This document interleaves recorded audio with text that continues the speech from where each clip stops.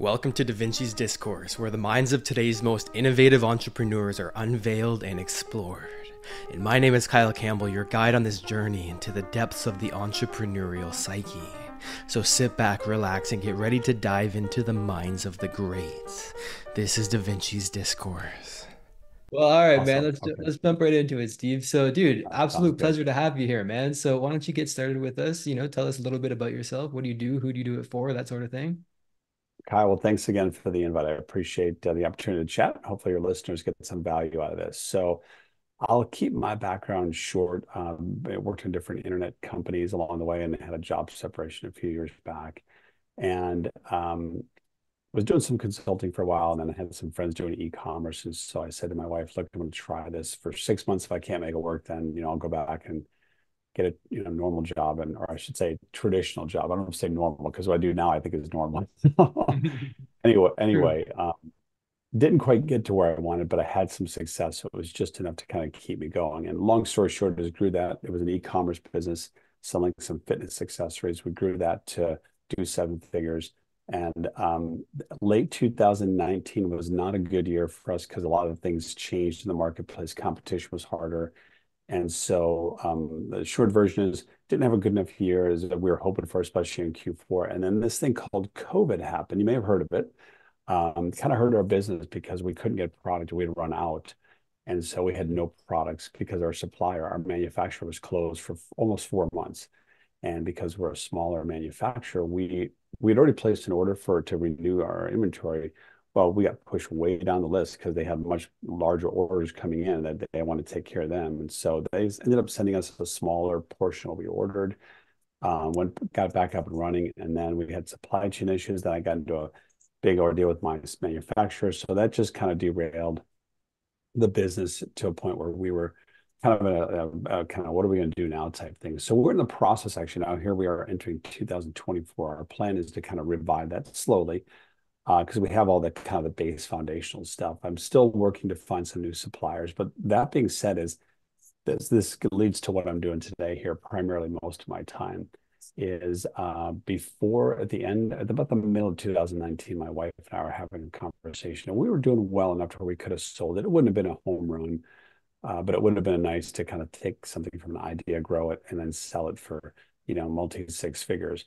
And I said, but we're sitting there. I'm like, well, if I did this and this, we could double this thing in a in a year or maybe 2 years, and then we could make even more. I'm like, okay, let's do it. We stepped on the gas, and again, it didn't go as well as I planned, as I said earlier.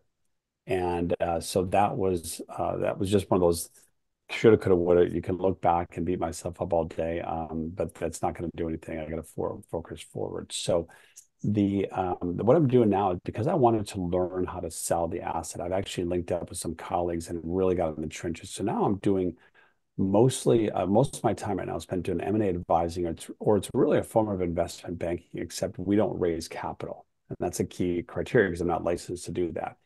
But what we're doing is we work with digital businesses only that are sub 10 million, so between half a million and 10 million in sales.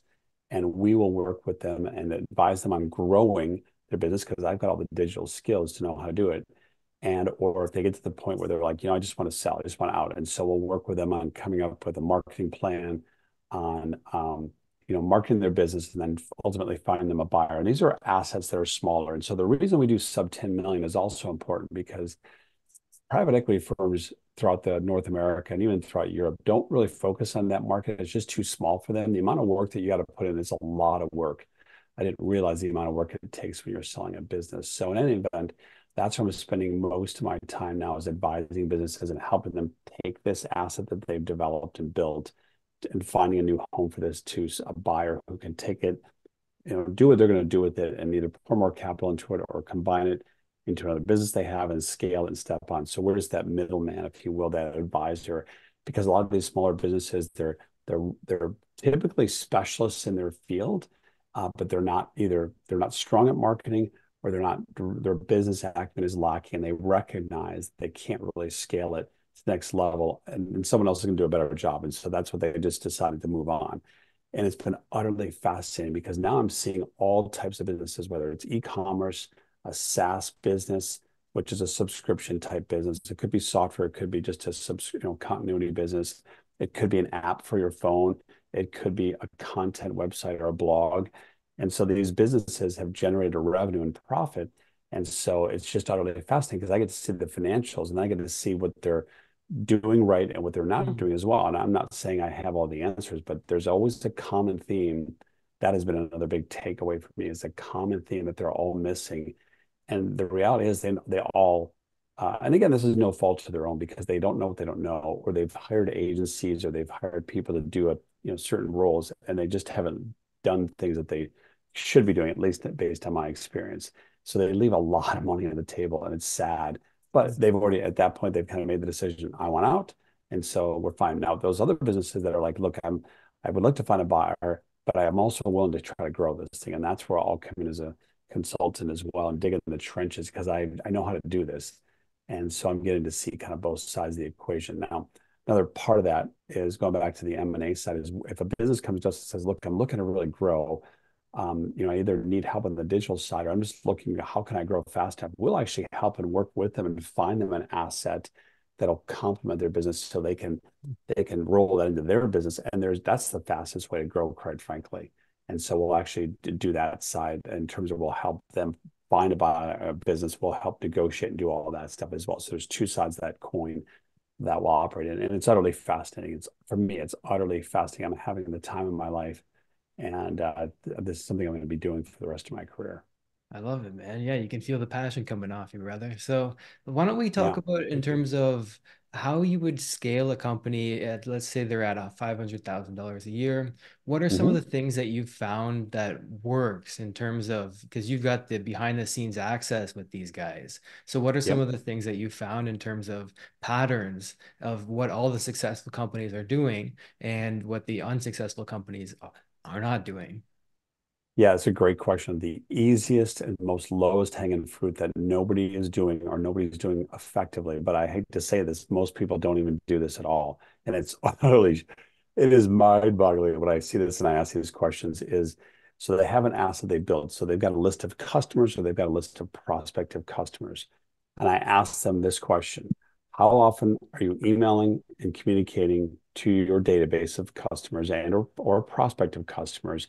Mm. And what is that activity producing you in revenue? And the answer is either I don't do it at all, which you can't hard to believe, or if I do it, I do it once a quarter, maybe once a month. And Mm. then, okay, what are you tracking the revenue that it's producing and then ultimately the profit? But just start with revenue because there's many ways you can generate revenue with that. And the answer always in every case that I've asked that question, I've talked to dozens of businesses, is I have no idea. Hmm. So think Interesting. about that for just a minute. They have Yeah. an asset that they built up, and Yeah. they might have an email list of even 10,000, 20,000. Huh. I've had businesses I've talked with that have business emails well over 100,000. And so what people also don't realize is the in the internet marketing spaces, if you have a email database, if you're building a relationship with your list, which is what you should be doing because you worked really hard to get those customers, and yet people don't know. A lot of times they don't know what they don't know, um, but they also don't focus on building a relationship. They may say, "I don't have more products to sell them." Whether it's like, well, there's other affiliate products or there's other companies that you could that are complementary to your services that you don't have that your customers would love. And Right. so you just have to survey them and find out what are they looking for, and that goes into another part of the equation that they're not doing right. But anyway, they just don't talk to them, and it's crazy. So what these business owners don't realize, and this is hopefully a nugget for your listeners to take away, is you have to be building a relationship with your customers and prospects. And a lot of people that I talk to as well saying, I don't want to spam people, I don't want to be annoying. And it's like you're not going to do that because granted, we're all on lists right now that we don't open the emails all the time, but we eventually kind of open them and read them and then maybe even buy it, right? And the ones I don't want to, I will unsubscribe. And that's okay. That's normal. That's what happens in business. That's why you should always be continually working on building that. You're going to have drop offs. It's just the way this stuff works. And yet, if you're not building a relationship, you're leaving a bunch of money, right? That's literally at your fingertips. And the number that this is the big number that people don't realize is on average in the internet space, this is the lowest on average, I'm going to say. is if you have let's say for safe numbers, you have an email list of 10,000 active subscribers that you have some kind of relationship with, that number of 10,000 emails should be generating you $10,000 in revenue per month, per month. Yeah. per month. So that's Mhm. $120,000 in revenue. So I Right. start doing the math on that. So if you have 20,000, that's 20,000 per month. Now that's 240,000. Right. Again, Just it do the depends on math. the business, right? I mean, if somebody's selling a 100K price point, then that number could be higher. But you're saying bare minimum, it should be Absolutely. 10K per month, One, right? $1 per name, right? So if Right. you're selling a higher ticket item, if you're selling a subscription model or a higher Mhm. ticket price Yep. point, guess what? That number goes up. So then it becomes for every email list, it could be $5, it could be $10, it could be $20. So you start doing the math on that, and that becomes the engine that you own, that you should be leveraging, and yet nobody does that. I made that mistake early in our business when we got up and running. We didn't do that effectively. We did it, but not nowhere near as effectively as we could have. So I'm not obviously not making that mistake now. But it's really, and that goes back to now. Okay, think about this. If I've got a list of, just for the sake of this conversation, just 10,000, I could generate an extra $120,000 in revenue. There's going to be a profit component to that. So if it's an affiliate offer, that's going to be basically all profit, unless your other, ancillary costs. But that's going to be a substantial amount of profit, and your bottom line of your P&L, it is going to filter all the way down. And even if it's your products, your cost now to acquire the customer is gone. So everything else is pretty much profit, unless you have some type of physical. It's an e-commerce business. You have a cost of goods sold in there, or whatever you're promoting. You're going to have some type of cost of goods sold, but the margins on that are through the roof. It could be 70, 80, 90% in that regards. So will clearly translate. So if it's $120,000 in extra revenue, and let's be conservative, let's just say it's $100,000 will translate down to your net profit. Well, now that translates, if you go to sell the business, you're going to get a multiple of your profit. Well, now that extra $100,000 will bump that multiple up considerably. And at the end of the day, if you go to sell this asset, you're going to get the most money, which is what you want anyway. Right. And then the one who's communicating with their list over time is the one who's building up that asset. And that relationship with the list is what's valuable, it's what's important, it's what an investor would be willing to invest in because they've got that asset that they can. It's essentially like a cash printing machine. You can email your list whenever you need to. Now, a lot of people would say, well, yeah, like you said, what do I sell if they've already bought all that I have to sell? And what you're saying is to look at what they're buying before my product, what they're buying during my product as they're using it, and what they're buying after my product. And especially the latter one, because that's where I find is the lowest hanging fruit. Because you can say, look, you just purchased my product. Why don't you take a look at this over here? Because it's almost like on Amazon, how they say frequently purchased together. And it'll have, Got it. yes, right? You see what I mean? And Yeah. so it'll Yeah. say, yes, let's say you bought a stapler and the staples will be frequently purchased together. Somebody who's buying a stapler is going to need a staples. It's going to need some staples. And so the same concept can be utilized in terms of any product because people are buying things, whether you like it or not, before, during, and after they buy from you. Now, what I'm Correct. curious Yep. about, right? See, and I'm curious, a lot of people who, when they're doing e-commerce, they sell on Amazon or Shopify or whatever, and they don't Mhm. capture the email addresses when it comes down to the actual marketing funnel. They don't have one. So they rely on these external traffic sources, and they're essentially building up Amazon's business instead of their own. And so what do you say to somebody that's in that situation? That's a great question, because we come across those businesses and a lot of people, because either they're scared of the tech, or they've tried it and it doesn't, they have not been able to make it work. And then that goes back to what I said earlier. They've hired agencies that either don't know what they're doing, or whatever those details are. And there's a variety of ones in there. But we've dealt with businesses now on this, to kind of tie this back. If somebody's looking to sell their business and it's just solely an Amazon business, yes, they don't have any data. Amazon is now gives away nothing. You can't even get the name and address anymore, because there used to be a way you could get the name and address. You could then try to take that file and upload it to try to get an email addresses. You could do that in the past. You can't do that any longer. So you get nothing. So it's Amazon's customer that you're building. You're giving all that business to Amazon. And yes, you can even get some affiliate commission, but I will tell you, Amazon is the worst when it comes to affiliate programs in terms of what they pay out. You're talking less than 10%, where there's plenty of other programs that will pay you 20, 30, 40, 50, 60, 70%. Depends on the product you're promoting. that ties back to then why aren't they doing it for like their Shopify store? Well, if they have a Shopify store, they are building an email list because you need an email and a phone number and an address to ship the physical goods to. Yeah. But typically people don't monetize that because they don't know how is the biggest thing that I come across. They just don't know what to do with that data. And that's where they leave money on the table. And so that goes back to when we talk with them. We're like, okay, well, how big is your list? How much is your like? What do you have in your CRM database? And if you don't really even have a third party autoresponder, you still have it inside of Shopify, and that's where people don't realize because you got to plug something else in. There's an extra cost for that, but they have to do it effectively. But again, people aren't thinking that way because they don't know what they don't know. And they just know that, okay, I should email my list, but it's a lot of work. I don't know how to write the copy. I don't know what to say. I don't know what to offer. Well, one thing that's changed in the last year is now with artificial intelligence, that is the ability to write copy is now gone. So anybody can write copy or at least get enough of a starting point. So if you hate to write, AI will give you a 90, 80 to 90% of the way there. You can just kind of tweak some things from there. That's why I love AI. I know we'll get to this in just a minute here, but it is revolutionizing not only my business, me personally, for some of the consulting I'm doing, but our business as well, because that copy is not a strength of mine. I can have enough of the concepts and the ideas. I know what to say, but then putting on paper Mm. is not as easy to do, right? It's just Yeah, not if it's a you're whole not different skilled at ball that. game, baby. Yeah, it's a whole different thing.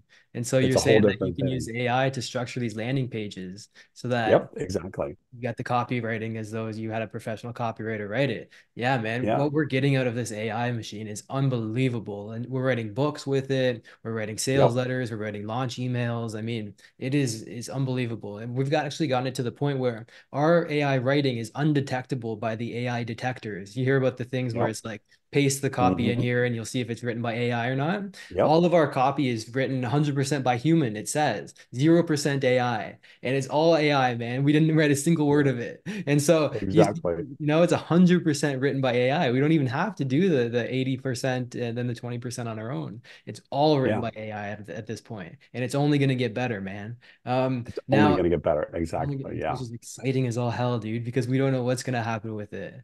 Uh, But see, here, this, let me just interject this, Kyle, real quick. This is why I love AI even more because this allows a small business owner that's yeah, under that 10 million to grow a business and scale it and sell it as an asset. So you could theoretically, now again, this is not the numbers of this are going to be small, but it's possible for somebody to start a business with from zero if they have the skills. Now that's the key component, right?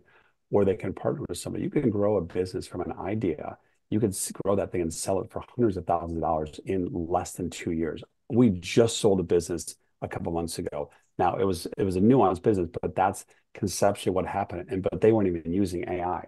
A guy and his wife started a business in their house, and we sold it for $1 million hmm. in just it was just over it was 30 months he started and sold it.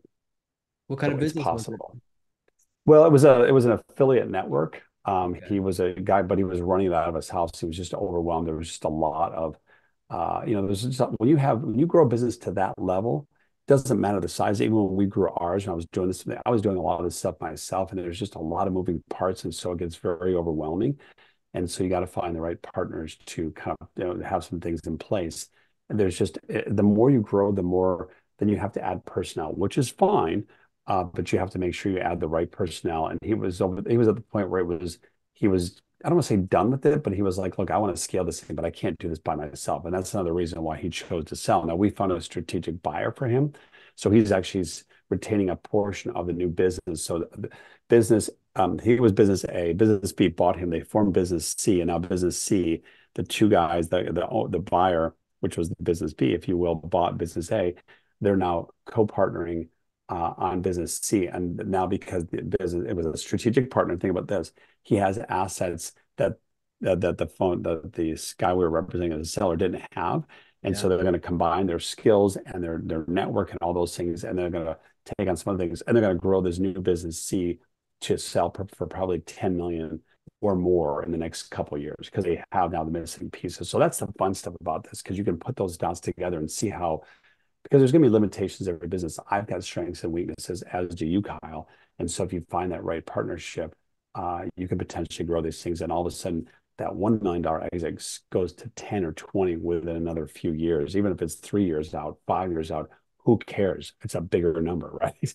Right. Yeah, no kidding, man. Now, what I'm thinking is a lot of the people watching and listening and reading are going to be saying, well, this is an opportunity for somebody who's not selling on Amazon. And I feel like Amazon, the FBA, there's a lot of people in the e-commerce space that are solely selling on Amazon right now. Mhm. And what Yep, you're saying is it's that's absolutely fine. crucial for them to get off of Amazon to their own funnel so they can capture their own data. Um, Well, let me clarify that actually. That's a great question. So that would be my recommendation because it'll help you at the end of the day if you think about this from the 30,000 foot level. If you want to sell this business for the most money, yeah. diversifying on Shopify, building a list, building an asset, because that's the data that the buyer is going to want, Mm, right? mm, That's going to get you more money. Now, if you just have an Amazon business, that's fine. We sell those all the time. We just sold one a couple 6 months ago as well. They had a Shopify store, but they weren't selling anything, and they said, forget it. We're just going to focus on Amazon. They grew it, and it's like, okay, we're done with this. The benefit to that, though, is that they sell very easily because mm, the people who are buying those know it's very seamless. I buy the product typically from Asia. I'm going to ship it into Amazon. It's already established. The reviews are already there. I'm going to take extra. Well, now the benefit there is that if the buyer's coming in has more money or more capital, they can buy more inventory and they can scale it. That's where limitations from you have a mm. solo business or a small business. You can only buy so much capital. And yes, there's ways to get money to do that. And Amazon will even loan you the money nowadays. I mean, there's various ways to get capital, but the point is, if you really want to scale it, it's going to be harder to do. And so a buyer that's coming in will do that typically because they're looking at rolling these things up. And that's where we actually will work with private equity because while they typically don't go below 10 million, in select cases, they will because there's a lot of these boutique private equity firms which are smaller. Mm, They're right. looking for some of these businesses that may be in the $1 to $5 million range because they're going to take a couple of these, roll them together, and then they're going to sell them to a larger private equity firm or even a public company. But that's where, again, there's all these different nuances, layers in this industry that's sub 10 million, and it's pretty staggering. Now, what are some of the ways that you could go about monetizing Amazon outside of Amazon? Because what comes to my mind right away is putting some sort of lead magnet, lead capture item or a sticker or some Yep. kind of business card in the packages that are being shipped out. So you could say, let's say you sell a fan. Every fan that Yep. gets sold, there's a business card in it that says, scan this QR code and come get the free extra blade that comes with it or the free deodorizer that goes with the fan. And then they go, and then you capture their email from Yep. there, and now you're using Amazon's traffic source to build up your database, which is so crucial right now, especially with AI, because it's Yep. going to be the companies who have the data who are valuable, as opposed to Yep. those. I mean, especially with AI, right? Because the AI is going to be able to capitalize on that. For example, it can analyze a list and make predictions in terms of potential buying behavior in the future, all sorts of things that it can do based on previous buying behavior in the past. It can predict in the future what they're going to be likely to be purchasing, and then you can either partner up with an affiliate who will be selling those items or sell them yourself. Now, what are Yep. some of the other ways that you could go about starting to transfer off of Amazon into having your own company and getting your own data? Yeah, that's probably the best way to do this. Now, again, I've been hearing some rumors that Amazon is even cracking down on that. They're just making it Mm. harder and harder and harder. And then there's some creative ways you can do that because you have to. And again, a lot of time what people also don't realize is this is why you want to focus on building your brand, if you will. It doesn't matter. People also have this misconception, well, I'm not Nike or I'm not, name any big brand like Coca-Cola. It's like you don't have to be. There's thousands and thousands of brands out there that you've never heard of that these people do very well in their business. So in your Amazon listing, if people, again, you have a great product, you have great reviews, all these things, you can build an Amazon page and you're on the Amazon platform. People will actually go there and guess what? We've all done this. You then go to Google or your favorite search engine and type this business name saying, who are these people? Well, then you have to have a website at that point. Ah, And there that's you just another way. go. That's Mm. another way that you want to have a presence online. You want to have a Facebook page. You want to have those basic things, an Instagram account, because those are the things that people now look at in terms of where can I find more about this business and who is this business? Because we're all curious, to learn more, especially if it's a mom and pop business. That's one of the things that I had to learn as I was starting out. I'm like, who's going to buy from me? I'm just some guy. At the time we were living in Colorado, I was I was doing all the work behind the scenes, and then my wife was helping me with some stuff. we would laugh and say, who the heck's going to buy us? Well, we ended up growing this business to over $1 million. I mean, we did $1 million in sales. And if you'd told me that 5, 6 years ago, I would have fallen off the chair laughing. But that's what we did. So anyway, Interesting, man. So how did you go about getting that traffic to it? Because that's the next stumbling block that people will find. If they're not tapping into Amazon's traffic source, they've got to get their own yep, traffic to their own funnel to do their own yep. fulfillment. So there are extra stumbling blocks with it. Now let's tackle the traffic one. How did you go about getting the traffic for your two comma club funnel? Yeah, no, I bought did through all through Facebook, and it was Facebook and Instagram only. That's where we bought Interesting. all of our traffic. Now here's what's fascinating about that little piece, if you will. It still works to this day. There was a couple of years ago Wow. where it got really bumpy because just not to get too detailed here, but the iPhones are the most prevalent phone in the marketplace. Well, they had a big fight with Facebook on the data they were passing back to Facebook because Yeah. Facebook was leveraging that data Mhm. and they stopped passing a lot of information back. So literally overnight, when that got rolled out, all the ads that were working for a lot of, for us, we had slowed down at that point. But then a lot of my colleagues and friends and even competitors just fell off the cliff. So every time we were putting $1 in, you were no longer getting $2 and $3 back. You were getting 50 cents back. So now all of a sudden you're putting money in, you're losing money and you can't sustain that for that long. And so I had some friends that were spending tens of thousands of dollars per day on Facebook, and that literally went to zero almost because they could not, all the math stopped working. Now, fast forward to today, here we are, 2024. That's all changed again because Facebook is now using AI like everybody else is. And so and it still goes back to the pixel, even though the pixels, all that stuff around the pixel now is changing. They have so much data on people. It's not even funny. It's a great platform, but we all forget, or you and I would know this, Kyle, but maybe your listeners don't, is we are the product.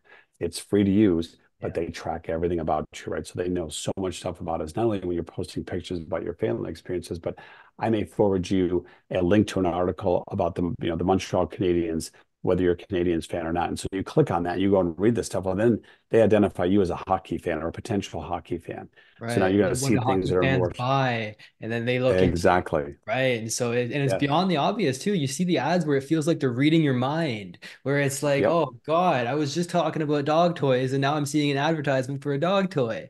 Like, how the That's hell do right. they do that? And it's not that they're Yeah. listening to your microphone or anything like that. It's the artificial intelligence that's making these prognostic predictions that are Correct. extraordinarily And advanced. it gets so detailed, but around Yeah. AI, yeah, because again, they're going to factor in your age because they roughly know your age. Yep. They're going to know your other habits because you've voluntarily given this information to them.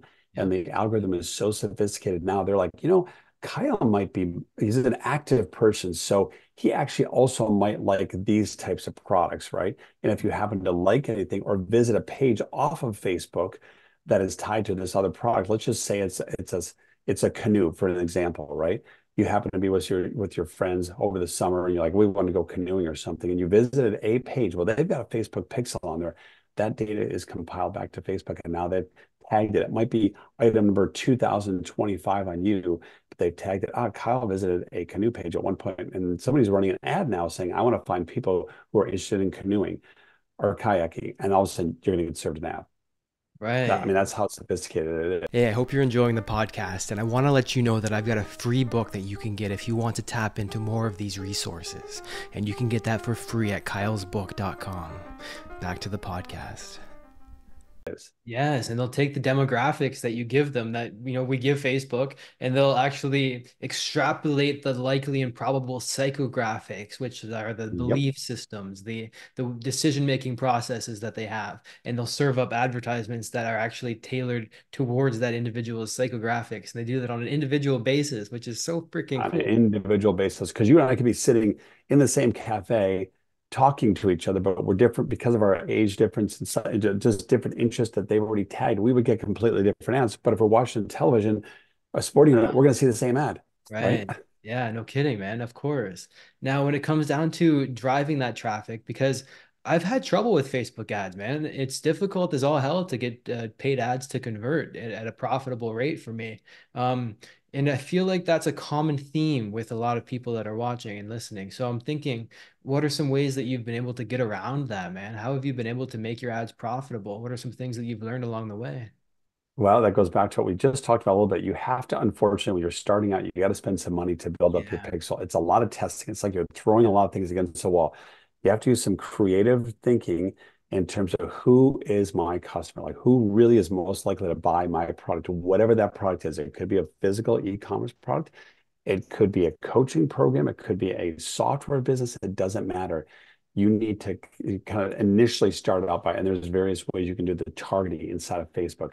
Once your pixel gets built up with enough data from people either clicking the ads, visiting your website, and then opting in, and then ultimately purchasing, the more data you get to that ultimate thing of purchasing, you feed the algorithm, you feed the beast, I call it, right? Once it has so much data, it starts to build. And again, it's so sophisticated, it can then go find other people that look just like this. So think about it this way. It's a, you have a giant cup, you're dipping a straw into it. It's like you're dipping into the oil well, if you will.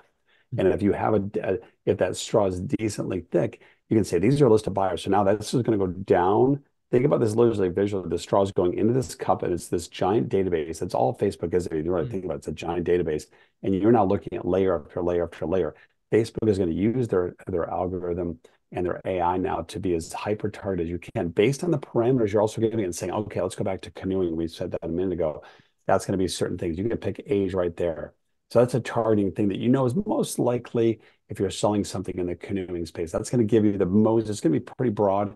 That's okay. But once your pixel gets built up enough data, then you can pull some back on some of that targeting. So initially in the old days, now going back to the iOS changes, used to always be around what worked for me was it was always around a million target audience. Now that's completely changed. You have to go more broader. So the broader you go, the better. Now you don't want to go to 100 million, but you want to be in the 10 million range to start out, right? Somewhere in that range.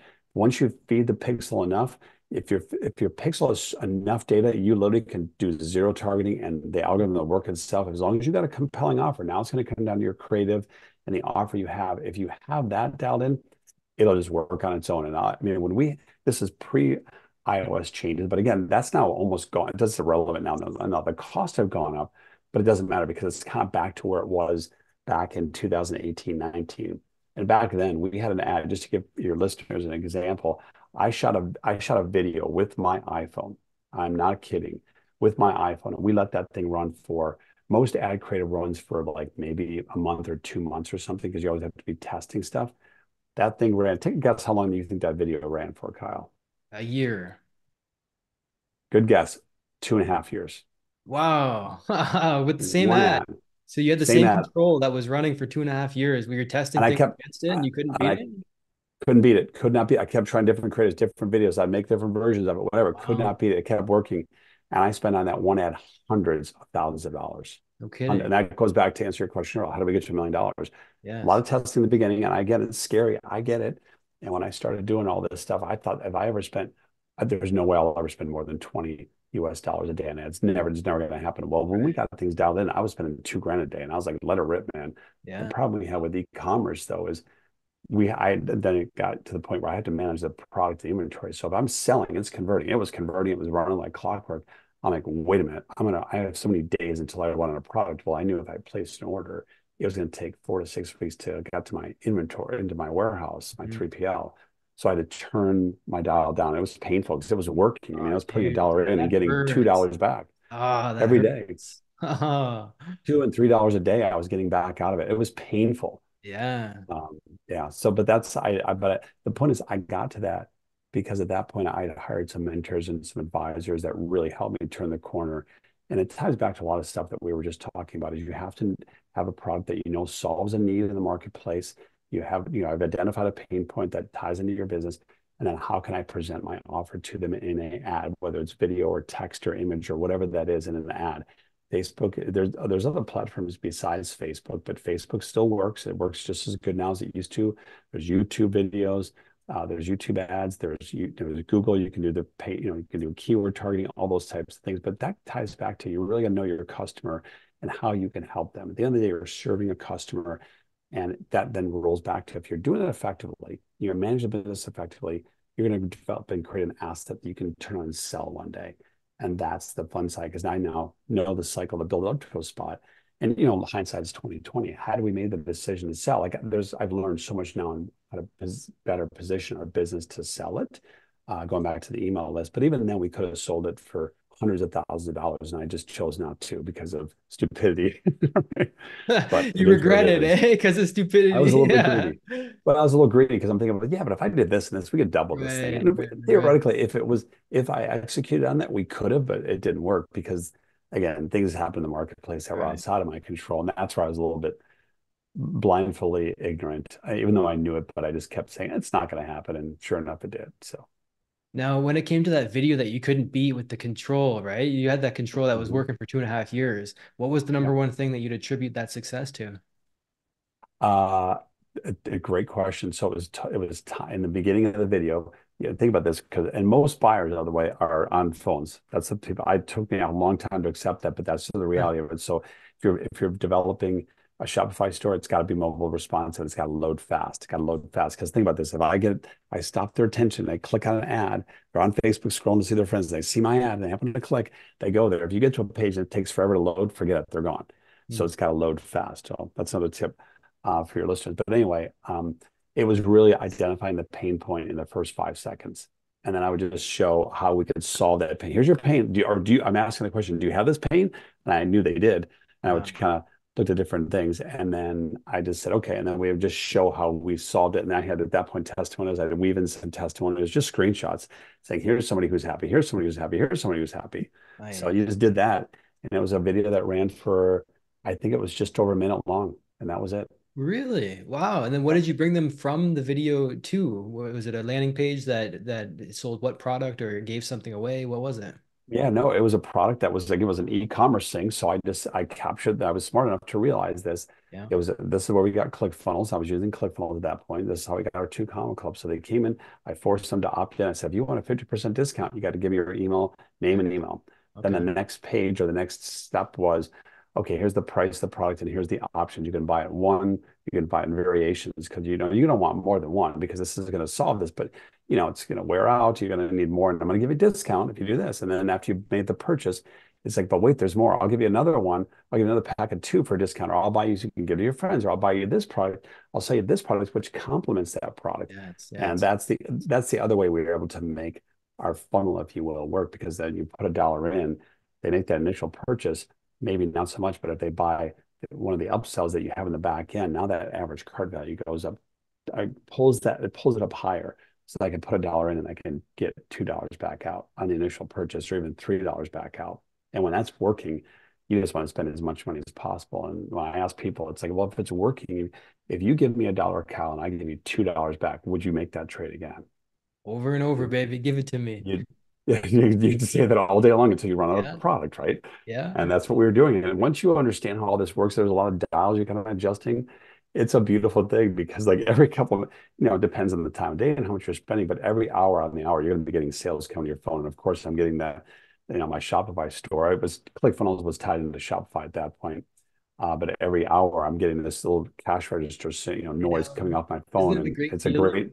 it's a great feeling. And then you wake up in the middle of the morning and you had 5 sales overnight. You're like, who the heck is shopping at 3 o'clock in the morning? But yet people are up in their whatever, they're shopping. So I don't Yeah, I'll take care. the money. And then you wait. My favorite part is when you see the first payment come in, then you're waiting for the upsell, upsell, upsell. Come on, baby, take that upsell. And then you Yep. see the payment notification, the second one from the same customer, and it's like, nice. Right. Exactly. Yes. Yeah, yeah, yeah. I know Yep. exactly what you're talking about.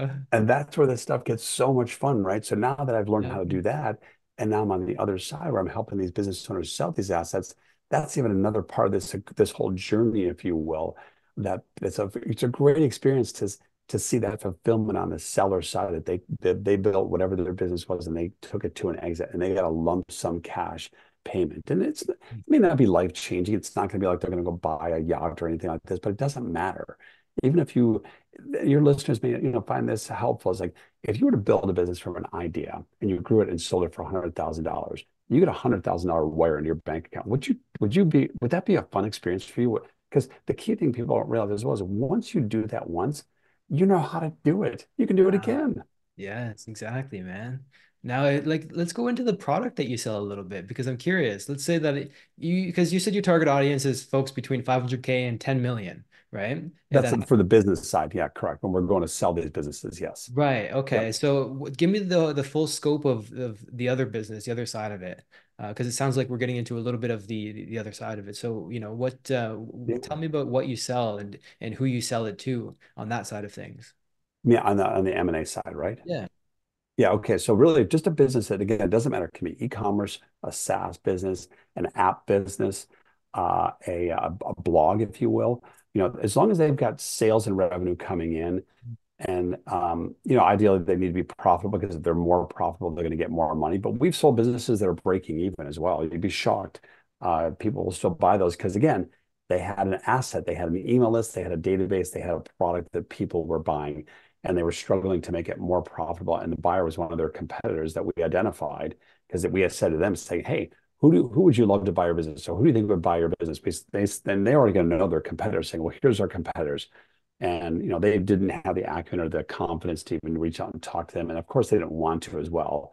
That's where we acted as an intermediary. So we found a competitor of theirs who came in and said they're on the block for sale, and they're like, sure, and they bought it, and they were just above breaking even at that point, but they paid them hundreds of thousands of dollars for that business, and the sellers were happy because they took this business they built, and yes, we got it off the ground and making money and generating revenue, but it was again, those are the things you don't realize until you go through all those nuances of growing the business. I went through this as well. And so they just wanted to sell it. They were done with it. And then, that goes back to people get to the point where they're like, I'm done. I want out. And that's when they choose to sell. So what we do is we really work with the sellers in terms of, okay, we have to understand the business model enough, right? And then we ask them, who do you think would buy your business? Like, who would be an ideal, if you had the ability to sell it, like, who would you prefer to buy it? Give us a list of names of those people. Then we're going to do some more research on the industry niche that they're in. They're not going to be thinking of many other businesses that might buy them because they're just not either they don't think that way or they're just not thinking that way because they're kind of stressed out in the business right now. And so we've also found other businesses like that where we'll find somebody that they never remotely would have even thought of that we'll kind of find as that buyer, and then we'll put the two together. And then it just depends on the levels. So when you get to that sub 1 million even, you can also find people out there who at a different point in their life, they've got some capital. And so they are looking for a new part of their business, a new life, if you will. They've got some business acumen that the current seller doesn't have. Sometimes the seller will stick around for a period of time. Sometimes they won't. Now, the other thing, I'll share this with your listeners as well, is that one of the things that's taking place today, because during COVID, there was just insanity going on in terms of, and I wish had I known what I know now, because during COVID, when our e-commerce was in a spot that was kind of dead in the water, if you will, or almost dead in the water. We Mm. kind of got back up and running. I could have sold it not, but I had no idea. I'm thinking no one's going to buy this thing because we had this huge drop off in revenue, and then we just tried to come back up. I didn't realize that they were just buying e-commerce businesses left and right because of COVID, and ours would have been this is the part that's painful, but it is what it is. But the valuations back then were through the roof. They were Yeah. just almost like monopoly games, right? They've come back to reality now. But the one change though is that while the seller at the end of the day, it depends on the price point, right? Let's say it's a business for $500,000. That's the price we're going to get to sell it. Then they may get a wire for 100. They may get a wire for, I'm sorry, 500,000. They may get a wire for 500,000. But today, what we're seeing happening is the buyer will come in and say, look, I'll wire you half of that, and the rest of it you're going to do on an earn out over the next 2, 3 years. So they're going to get monthly payments or quarterly payments. And then if the buyer doesn't make those payments, the business owner, the seller will get the business back. Now, most times they don't want it back, but think about this, they're stressed out for money a lot of times. And so once they get that money, they kind of get out of the stress of building the business. They actually have that calming effect takes place. And Mm. now they're not worried about that. So they sometimes can come back and say, well, now that I have the ability to not freak out all the time, I can, have a fresh set of eyes and kind of take this thing and grow. That's assuming the buyer then stops making payments on it, which we had that happen one time. So the seller got it back and they're like, you know what? Now I know I made the mistakes. Now I'm going to take it and grow it. So they're in the process of doing that. But that's pretty rare. But that's an option. So the thing of it is, want to Mm. point out is that it's not just straight cash. And a lot of people have this fallacy like, I don't have $500,000 laying around, or I'm not going to, or if I do, I'm not going to take my retirement and all my assets and put in this risk. And so but that's not needed today. And there's a lot of other ways to get the capital to to pay this seller out, or even to come up with that down payment. That's another area we work when we're representing the buyers. We have a specialty. We have a lot of different ways that you can be very creative with how can you get the capital. So let's say you negotiate that $500,000 business. We've negotiated for you as we're representing the buyer that we're gonna wire them 200K. Okay, now you still got to come up with 200K. Do you have 200K in the bank? Well, I do, but I don't want to put all of it there. Okay, how much do you have? How much are you willing to risk? Well, how about like 75K? Fine. Well, you have 75K. Now we got to come up with 125K. How can we do that? And we'll help the buyer be creative Mhm. with ways to come up with that 125 so they can meet that purchase price at closing because they've agreed to 200K at closing. And the rest of that 300K, there's going to be an earnout over the next, 2, 3, 5 years. And the sellers at this point are like, sure, I'll do it because they just want to get some cash up front because Right. they've typically moved on to something else. The biggest reason people are selling is they're either burnt out or they've moved on. They want to move on to another project is another big thing. Like they Right. have another business that they want to go start Us and they've already entrepreneurs, started man, those something. shiny objects, we want to always hop around from thing to thing, eh? And so you'll have Yeah. your Oh, asset that you've absolutely. built up, hopefully with an email list that you've built up, and then you can go Yeah. about selling that asset that you've built. Now, this is my next Yeah. question is it tailoring on, or is kind of tailing on the back of that is how do you know when it's the right time to sell your business? Oh, that's a phenomenal question. So this is one thing I tell all business owners as I talk with them. It's like you should be thinking of whether you're ready to sell today or not. You should be thinking, what can I do Yes. to put the business in position to sell? Right. Because here's what's going to happen. This is what happened with us in some aspects, right? Life is going to change. You don't know what's going to happen in the next 2 years. You should be thinking about how I got to do everything I can do to put the business in position today to sell it for the most amount. It may not, you may not get the most amount, but you got to be thinking this way. It's all about your mindset, right? If you start thinking that way, I guarantee you will think about your business in a completely different way. The decision you make today to grow the business will be completely different if you think about there's an exit out there some way. It may not sell for 5 years. That's okay. But you really need to be thinking that way today. So going back to answer your question, but that ties in though, is it's really when you are either you feel you can't grow anymore, do want to move on to another project, you're burnt out, or you're just so nervous about your future in terms of the economy. Depends on what you're selling, right? We have a turbulent times in the world right now.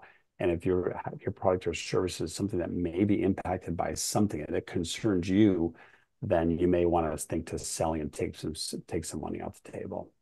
Okay, interesting. So let's say that I've built my company up and I'm at that stage where I'm ready to sell. What are some of the Mhm. first steps that I would start to take? Keeping in mind that hopefully over the time of building your business, you've been thinking about it as an opportunity to one day sell it. So you've been building it with Yeah. this mindset in place. What are some of the first few steps that you would start to take once you're at that ready stage to start to consider selling?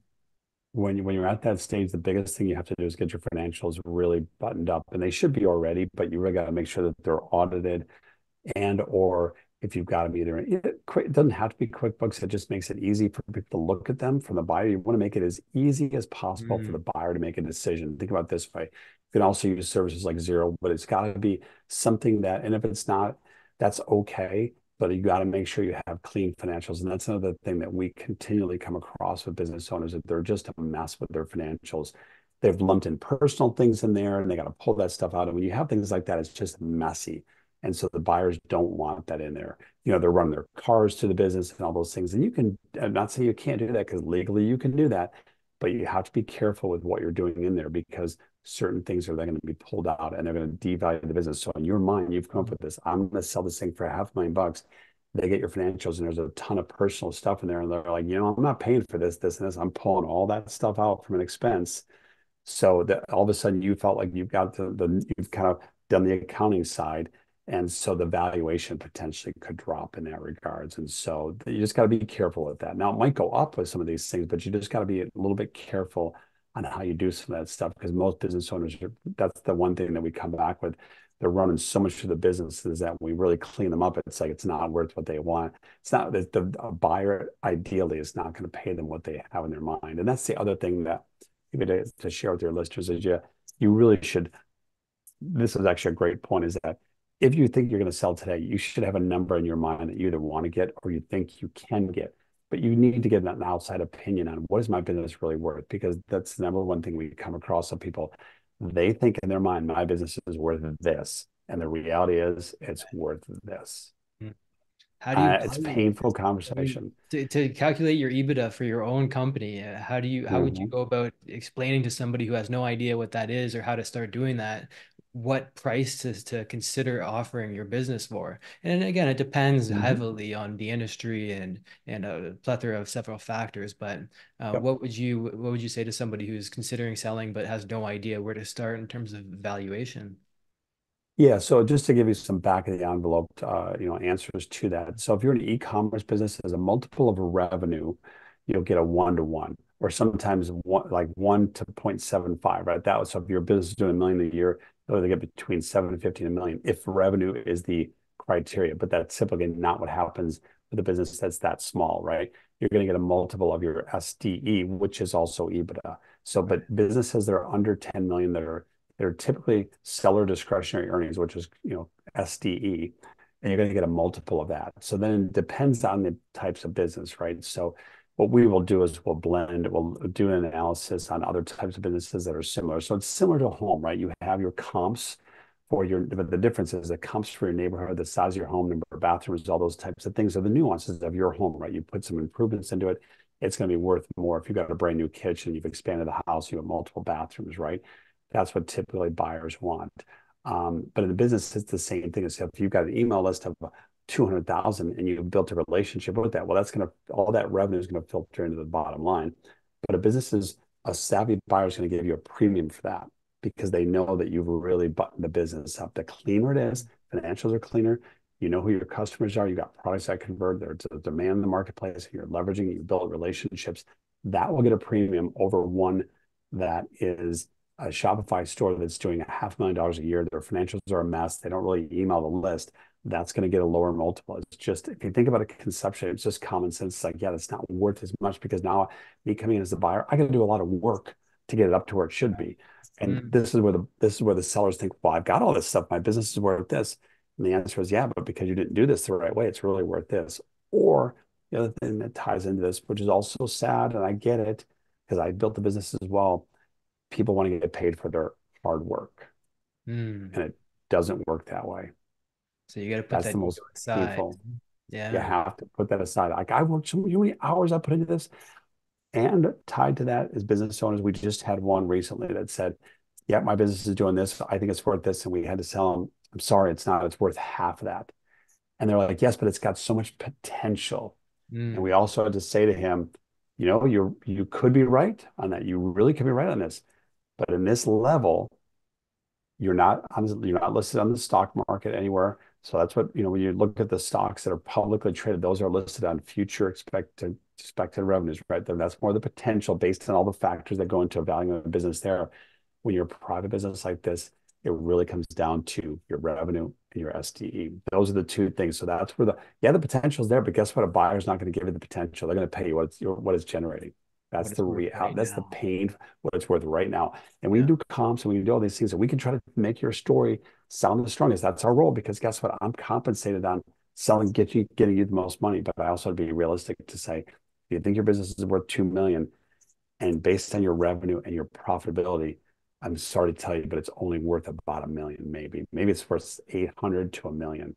And Mm. that's a painful conversation for people. So they'll get mad. They will Oh downright yeah, get man, it's mad. their baby. It's what they've Yeah. built up, and they've got this preconceived notion that it's worth double or triple than what it's actually worth. And you're trying to bring them Yep. down to earth here. And I can Yep. see that being a tremendously difficult conversation, man. No And kidding. then the other thing that factors into this is they'll see something in the news, and this is the other thing that's pretty Um, fascinating for me being on this side is this is a company that's a competitor of ours, or they're in our business, and they were. Do you see the news story about them? I found this article online. mm, There was a deal, they were sold for this, and their assumption is they got cash for it, and that's not the case. I can tell you right now, I've been behind the scenes in enough of these deals is to know that those are very rare. You get a wire in cash for that amount. It's typically going to again be that earnout, but you don't know the actual valuation. How they're going to give you the highest number to make it look pretty, but what they really got paid for the valuation in terms of and the earnouts types of things, because there may be bonuses in there saying, you know what, we'll give you instead of 1 million, or instead of 2 million, we'll give you 500,000 today. You got to stick around for a year, and you need to reach these numbers. We'll give you mm. the rest, and if you don't, we'll give you another. Well, instead of giving you 1.5 extra, we'll give you 300K, or we give you 500K, and that's going to be it. Damn, so they add those contingencies in there, which just can absolutely Absolutely. kill you.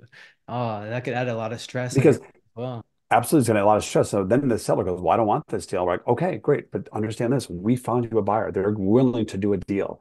If you're Mm, that passionate about the business and you think it's worth that much, yes, you've worked hard, but now you got some cash. You've got somebody coming in with capital.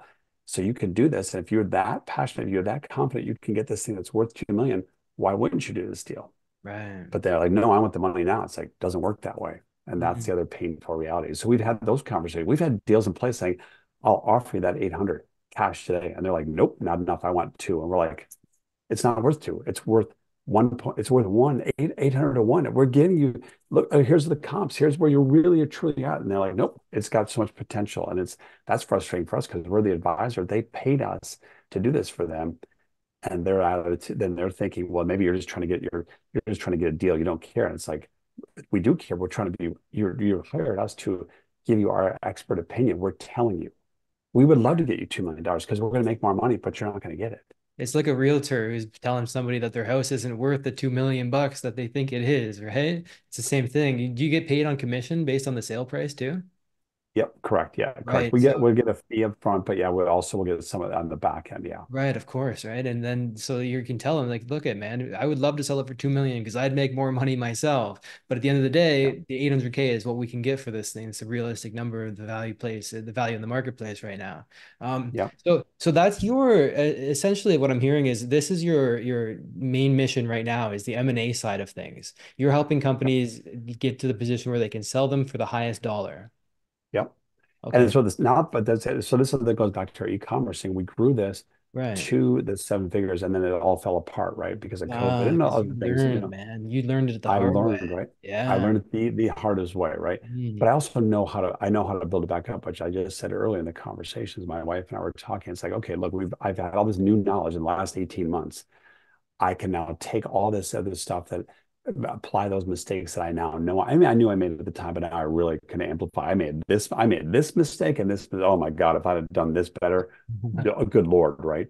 So now that I know this, we can, and now we know Facebook ads are back to working like they were before. Yes, the cost have gone higher in terms of acquiring a customer, but that's okay because I know to get my cart value higher and also my average lifetime value even higher, which is really what it's going to roll all those things back to the financials. So once I do that, we can build this thing back up and sell it. Even if we now were to get a couple $100,000 for it, I would take it. But I know exactly how to do that because I've now been on the M&A side and I know the right things to put in place to sell it. Right. Okay, man. I love it. What about in terms of AI that you're using? Because you mentioned that you're using AI and that's on the M&A Absolutely. side of things, right? Um, Yeah, a little bit of both. Yeah, a little bit of both. We're helping it with do some evaluation on the valuation okay. of some of the deals. But what goes back to what I said earlier is that the number one mistake that business owners make is not leveraging, building a relationship with their customers and their prospects, and they're not using AI. Mm. So yes, how would you recommend an e-commerce company start to use AI? We went into a little bit using it for the copy on the landing pages, and Yep. uh, and we'll wrap it up with this because I'm just so curious in terms of how you recommend using AI. Because I Yep. know we're It's running out of time here. yeah, Um, no, it's I told you I could ramble all day on this stuff, Kyle, No, but I love really, it, man. I want to be respectful of your time so that I'm not. yeah, I know we're going over here, but I'm just so curious. How would you recommend somebody use AI in their company if they've got an e-commerce business and they're contemplating setting it up to be sold in the future? How would you yeah, recommend using AI as opposed to just using it for the landing page copy? Do you have any yep. creative ways to be using it? Yeah, really, it's one of the other low-hanging fruits is not only for the Yeah. copy for the landing page, but it's also about creating copy for your emails, right? That's going to help you Yes. generate that Mhm. relationship, and people are Right. not doing that today. And then it's going to come into, and there's a whole bunch of, apps that you're finding out there. You're going to get, this is as of today, it's only going to get better, right? So there's going to be more stuff that's coming out. There are some things out there today. Again, if you take that data, you can then leverage it to find out those demographics and those Right. psychographics of what Yes. your buyers are and who they are. You Mm. then learn that about them, and you can then take that to create more copy because that goes back to the end of the day. Whatever your business sells, you're solving a need in the marketplace. If you just think about it from the high level, that's what you're doing, right? So you're solving a need in the marketplace. So if you want to write a book now, you've got an e-commerce business, say, my product solves this problem in the marketplace. You can write a book. You can use AI to do that, right? So now you can say as an upsell, you just bought or use that as the beginning product. would you like to buy this book, which is going to tell you about how my product can solve this problem, or vice versa? It's just a shell game at that point. Here's my Mm. physical product. Buy this product, and as an upsell, you know what? I got a book. You can buy this for X price. Just shipping and handling. You'll see a lot of those things are a lot of times that's used in our world as the lead in. Do just pay shipping and handling. I'll give you the book for free, right? And then as the upsell, you can sell them the other products in there because what that's going to do is get your cart value higher, which is going to let you make Facebook ads work or Mm. any other ad platform work. The reason I like paid traffic now that I know how it works is because you can find out quickly. It's all about speed, right? If I want to find out something, if I'm going to know, you can still leverage influencers, you can still do partner, all these different things that you hear in you're seeing ads for and seeing things being promoted. Those things will all work. I just happen to like paid traffic because it's so quick, right?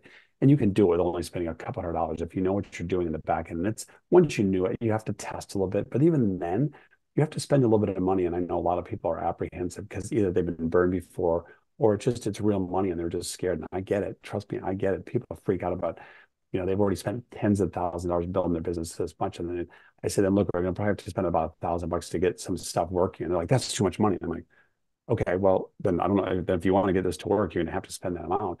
Or they've hired somebody in the past that didn't work. And then what I'll do is what I'm doing like an audit a lot of times, I'll look in their account and I can see plain as day, like I can tell you why this didn't work because your ad was completely off base. Like, what are you saying to them? Or the targeting was just like, what were you thinking? Or who did this for you? And they don't know, this being the business owner doesn't know. They Right. hired an agency and I'm looking and going, are you kidding me? I can tell you why this didn't work. But then in their mind, they're like, this doesn't work. I'm like, well, your competitors are running ads, so I can tell you this works. It works. Yeah. It just didn't work for you because you were messing something up in terms of the formula that you were running. And Exactly. then those It's just a framework. It's all a it's framework, right? frustrating, man, because I deal with that in my agency too. Is we'll have a client who's had because we use LinkedIn for our primary traffic source. What we do is we Okay. use Yeah. LinkedIn. We use AI to go and kind of survey and be like a surveillance tool over LinkedIn. Find our target audience, Mhm. reach out Yep. to them, connect with them, send them AI generated messages, have a Yep. conversation with them, and then acquire them as a client by getting them on the phone. So the AI Yep. takes care of all of that except for the phone call so far. Soon enough, the phone call is Yep. going to be taken care of too, which is going to be freaking insane. But Oh, let me just stop you right there. That is already here today. I know, I I'm know, I just, know. It's freaking insane, dude. But it's not there yet. It's not yeah, quite at that level. But you can see the potential. And it's like it blew my totally. mind the first time I heard a sales call with an AI. I was like, dude, this is the future. It's crazy. Yes. Yes. So I do have to, I'm gonna have to end this though, Kyle. So Yeah, man, this has been absolutely. wonderful. Hopefully it's been helpful for you. No, it's been incredibly helpful, man. We went into some deep stuff. I appreciate your time, Steve. Big time. You're welcome. You're welcome. Well, yeah, anytime if I have any other questions, just let me know. But yeah, this has been wonderful. I really Yeah, it's enjoyed been it. fun. I appreciate you, Steve. All right, man. So we'll wrap this up, brother. You have a good day, and we thank you so much for being on. All right. I hope you enjoyed that podcast episode. And if you want to get a free copy of my book, go to kylesbook.com and you can get a copy there. I'll talk with you soon.